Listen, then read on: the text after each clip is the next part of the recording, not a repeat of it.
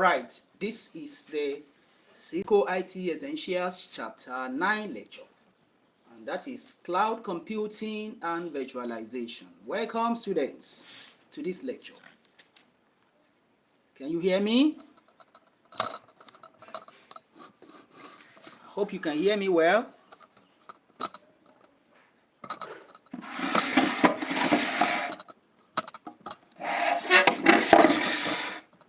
Sorry about that.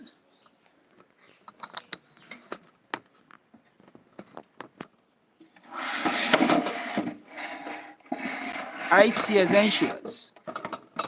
CISCO IT Essentials Chapter 9. Cloud Computing and Virtualization. Join me now in this lecture.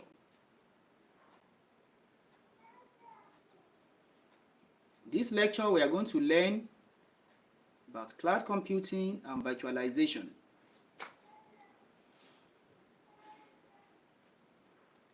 Okay, welcome to the class. Join me now, I'm waiting. We have one student connected already.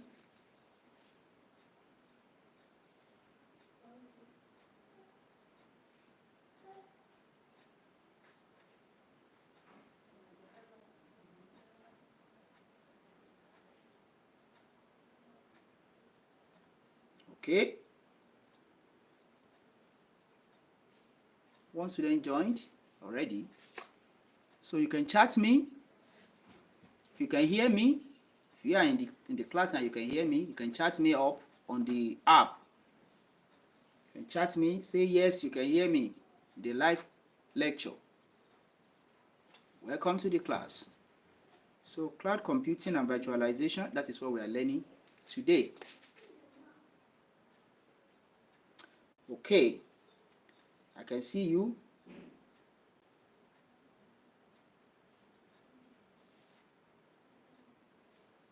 Waiting for others that typed yes. About 8 or 9 people typed yes, and I want them to join now so that we can have this class. I don't want to waste time. Okay. So we want to learn, as part of the objectives of this chapter, we want to learn what virtualization is, how virtual machines are installed on a computer. We want to talk about server virtualization. We want to install virtualization software on a computer, how to install virtualization software on a computer. Then we are going to compare cloud computing concepts. Okay, we are going to describe the uses of the cloud. We have 2 students there. You are welcome. I can see these students now. Okay. Sabrina Holmats. You say hello, good morning. Okay, good morning. How are you? Welcome to the class. Now, we want to talk about the uses of the cloud. We want to know what that cloud is. We want to explain the characteristics of public, private, hybrid, and community cloud computing. Those are the parts we are going to learn today. Okay.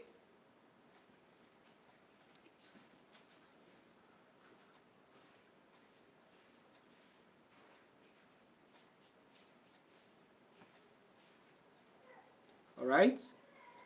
So virtualization. Let's go slowly so that others can join.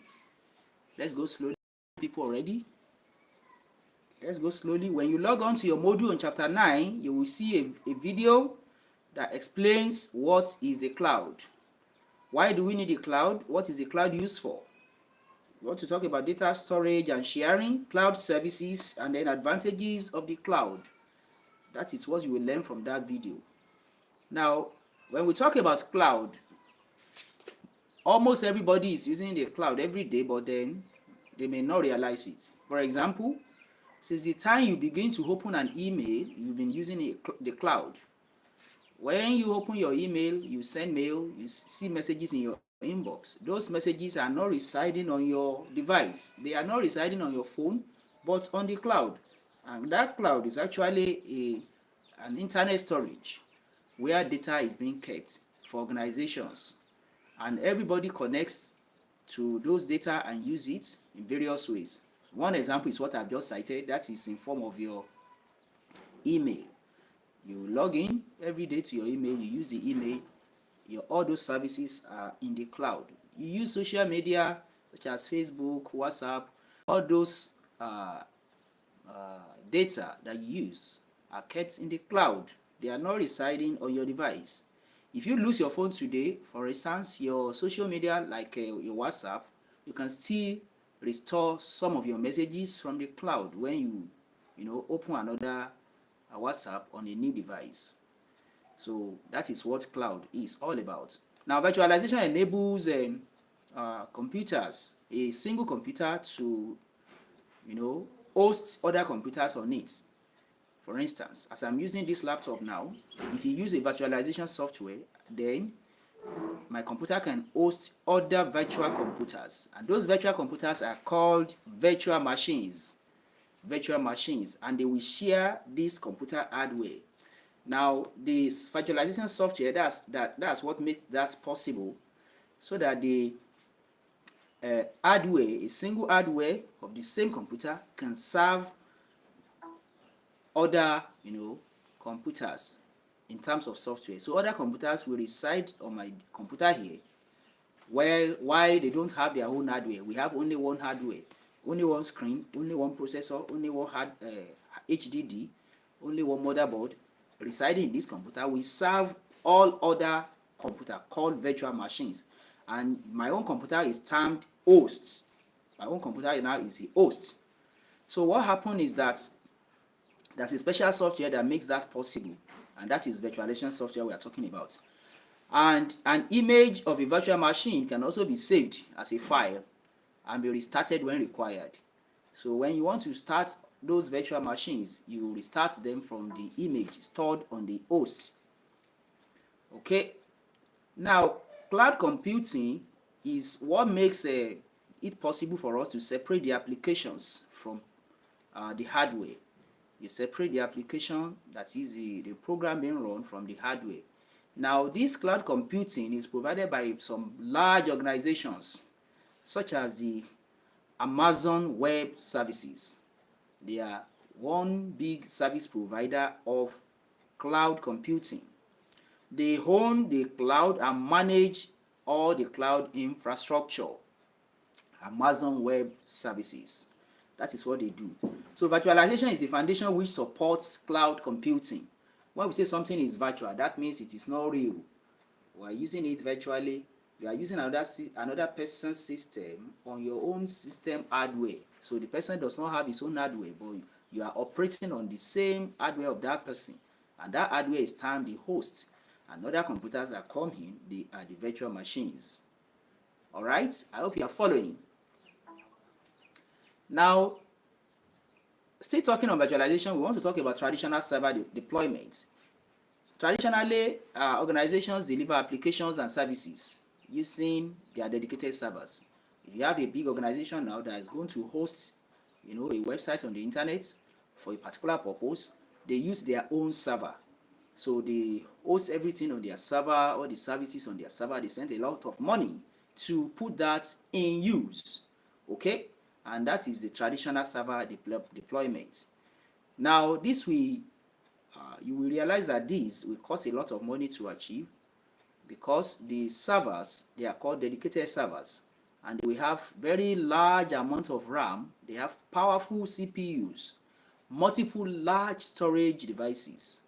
So when you do that, you see that you have to spend a lot of money to make this work, to run such traditional server deployment.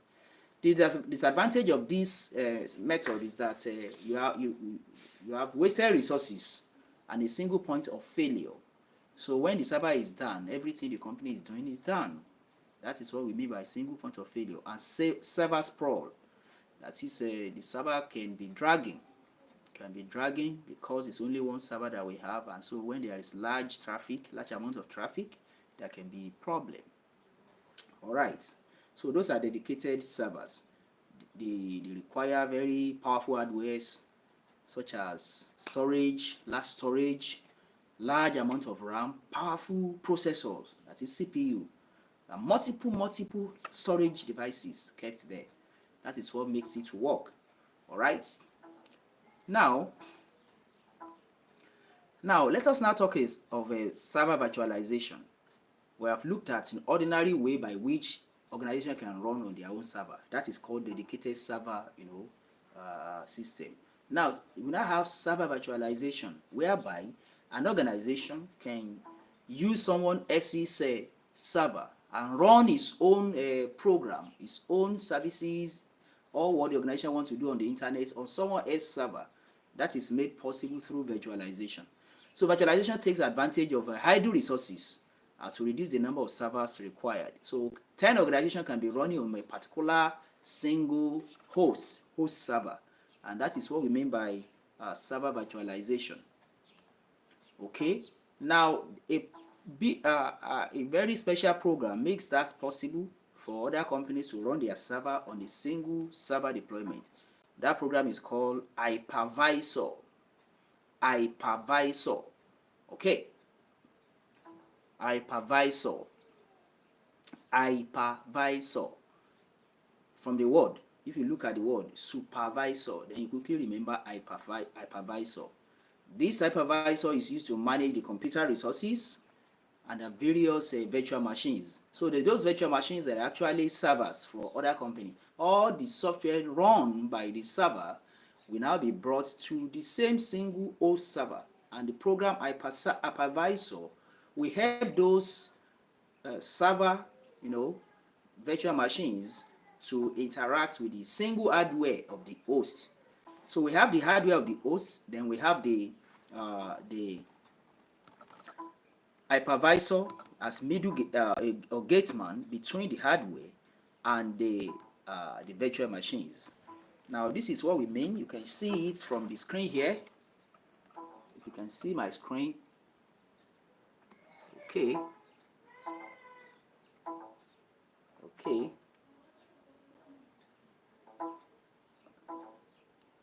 So my phone is disturbing because we are charging this phone. Okay, let me show you once again what is on the screen. Okay.